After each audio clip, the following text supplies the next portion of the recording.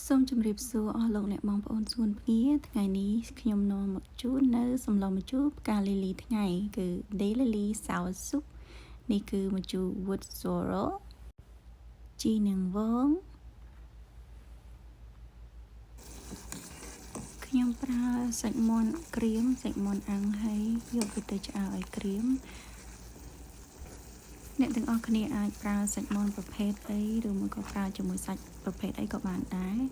ពេលដែលសម្លមានរសជាតិល្មមដែលយើងចូលចិត្តហើយគឺចាប់ផ្ដើមបង់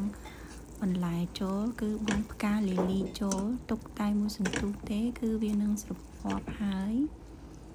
ចាពេលដែលស្រពាប់បែបនេះគឺយើងនឹងចាប់ផ្ដើមដាក់ម្ជូរចូល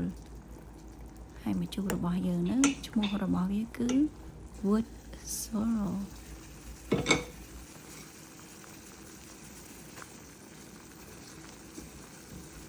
ហើយម្ជូរប៉ុណ្ណឹងគឺល្មមជូរល្មមតែបើសិនជាយើងចង់ជូរខ្លាំងជាងហ្នឹងដាក់ Wood Sorrel ឲ្យច្រើនជាងហ្នឹងទៅចំបល់ឲ្យចេញជាតិបន្តិចក៏បង់ជីនាងវងចូលបិទភ្លើងជាការស្រេចគឺសម្លរបស់ពួកយើងគឺឆ្អិនល្មមអាចទទួលទានបានហើយ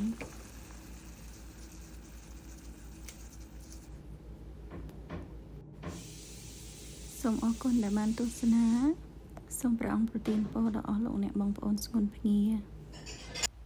សូមរងចាំទស្សនានៅវីដេអូក្រោយទៀត